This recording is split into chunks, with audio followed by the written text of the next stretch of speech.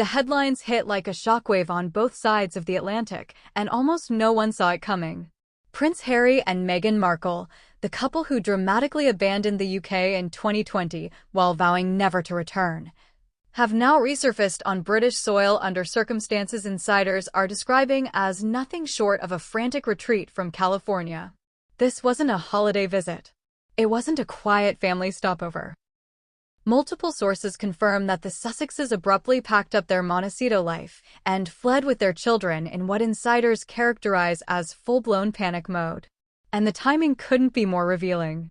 Their sudden disappearance from California occurred just days after Tyler Perry detonated what many are calling a financial bombshell. On his radio show, Perry publicly demanded repayment of an alleged $16 million loan, giving Harry and Meghan 30 days to pay, or face a courtroom battle that could lay bare every financial arrangement they've kept hidden. The Duchess, who once built an entire public brand around independence, empowerment, and self-made success, is now reportedly laying low somewhere in the UK, trying to avoid direct confrontation with one of Hollywood's most powerful figures. And the irony is brutal. The prince, who wrote an entire memoir about escaping the suffocating confines of royal life, has now run straight back into it. Apparently because facing palace protocol feels safer than facing Tyler Perry's accountants. That single decision speaks volumes about how dire the situation has become. Because people don't crawl back to institutions they publicly dismantled unless they're out of options. They don't return to families they accused, countries they condemned, and systems they claimed destroyed them unless the alternative is worse. This is no longer just scandal. It looks increasingly like a financial implosion unfolding in real time. And to understand why they're literally fleeing continents, you have to rewind to where the cracks first appeared. Tyler Perry's demand didn't emerge out of thin air. On a cold December morning in 2025, Perry's voice cut through his radio broadcast with unmistakable authority. He didn't hedge. He didn't soften the message. "Harry and Meghan owe me serious money," he said. "That loan for the Montecito house. If it's not repaid in 30 days, I'll take this to court." Within minutes, social media erupted. What began as celebrity gossip instantly transformed into a legitimate financial controversy, one that exposed years of quiet arrangements never meant to see daylight. This wasn't Perry being theatrical. He's a self-made billionaire with a net worth exceeding $1 billion. And according to sources close to him, he had already tried to resolve this privately. Lawyers had reached out. Calls had been made. Deadlines extended again and again, partly out of respect for his role as godfather to their daughter, Lilibet. But when repayment dates passed with nothing but silence and excuses, Perry made a calculated decision to go public. He understood exactly what that would do. Once the demand became public, it couldn't be ignored, delayed, or quietly buried. The loan traces back to 2020, when Harry and Meghan arrived in California in chaos. They claimed they were facing security threats, had no stable housing, and felt abandoned. Perry stepped in, offering his Beverly Hills estate as a refuge, complete with elite security, during one of the most vulnerable periods of their lives. What began as an act of generosity evolved into something far more complicated once they decided to buy the Montecito mansion.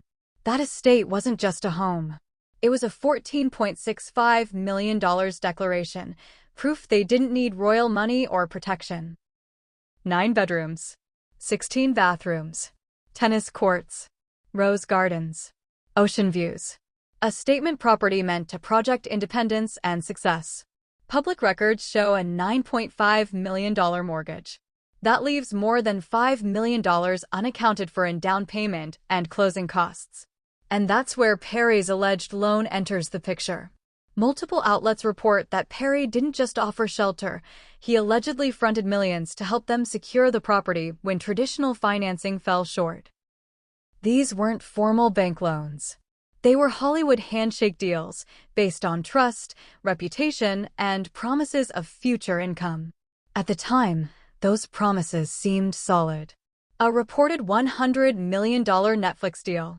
A $20 million Spotify contract. Book advances. Speaking fees. The money was supposed to be endless. Repaying a few million would be easy. But that logic collapsed under reality. Because the Montecito mansion isn't just expensive to buy, it's punishing to maintain. Annual property taxes exceed $200,000. Security costs reportedly reach into the millions. Maintenance, insurance, staff, utilities, each layer adding pressure. And as the home's estimated value climbed past $20 million, it became their most valuable asset and their greatest liability. And Perry wasn't the only one waiting to be repaid. Leaked reports now suggest a tangled web of private lenders propped up the Sussex lifestyle. Tech billionaires. Hollywood producers. Wealthy investors who believed in the Sussex brand at its peak. One tech executive allegedly loaned millions in exchange for promised Archewell collaborations that never materialized. A film producer reportedly covered escrow fees in exchange for production stakes that fell apart. These weren't standard loans, they were favors among elites who treat millions as relationship investments. The problem is that the Sussex brand has turned toxic. On paper, their estimated $60 million net worth looks impressive. But subtract the mortgage, Perry's alleged $16 million loan, other private debts, estate costs, security, and lifestyle spending, and the math collapses fast. Their income dried up. Netflix projects underperformed. Spotify ended early, labeling them unproductive. Spare delivered a one-time payout, but no sustainable revenue followed. Meanwhile, Archewell reportedly spent far more than it brought in. IRS filings show millions in expenses against minimal donations, triggering scrutiny over potential misuse of charitable funds and whether their Montecito home was improperly claimed for tax purposes. When debts stack up, income vanishes, and investigations loom, options disappear. Which brings us back to the UK. Despite the humiliation, fleeing to Britain may have been their smartest legal move. US court judgments don't automatically transfer to British courts. Perry would need to initiate fresh legal action under UK law, a process that could take years. Being in the UK buys time. Harry also has access to UK-based trusts and assets governed by British law, far harder for American creditors to touch. And public perception shifts slightly. In the US, they were isolated. In the UK, Harry is still a prince, and the press operates under different constraints. But the move carries enormous risk.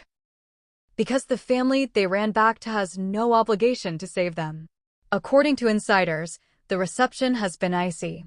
King Charles and Prince William have reportedly made their position clear. There will be no bailouts. No quiet rescues. No financial intervention. Charles is said to have told advisors that Harry made his choice repeatedly, when he left, when he published Spare, and with every interview that damaged the monarchy. William's stance is even firmer. To him, this crisis is self-inflicted. Reports suggest Harry reached out before fleeing California, only to be told they were on their own. And any royal bailout would be political suicide. British taxpayers would revolt. The optics would be catastrophic.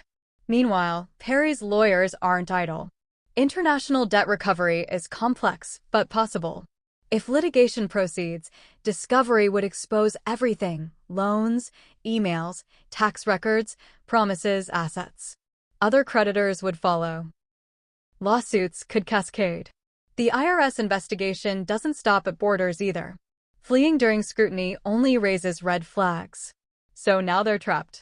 They can't return to California without lawsuits and foreclosure looming. They can't stay in the UK indefinitely without resolving debts and income collapse. The Montecito mansion bleeds money by the month. Foreclosure is no longer theoretical, it's likely. And then there's the marriage. Reports suggest severe strain. Meghan is reportedly furious about returning to the UK. Harry is overwhelmed financially, emotionally, and socially isolated. Sources say they barely speak directly anymore. If the marriage collapses, the fallout worsens: asset division, custody disputes, international litigation, costs they cannot afford. The irony is brutal. They left Britain seeking independence and control. 5 years later, they've returned as financial fugitives.